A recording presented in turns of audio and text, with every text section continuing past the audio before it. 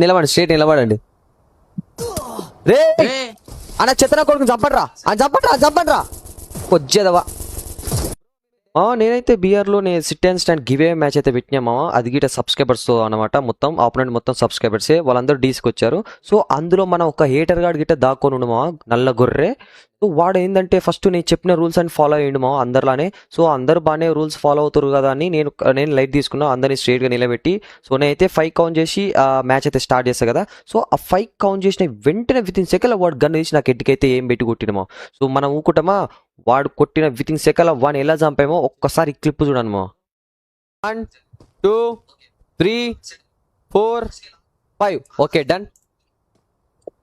Start చేసిన రే అన్న చెత్తన కొడుకు చంపండ్రా వచ్చేదవా అని సాగుకొట్టరా, ఇలా ఆపండ్రా. అది ఎవరు అడుగు క్రేజీ లక్కియా, అంతే ఎక్కడ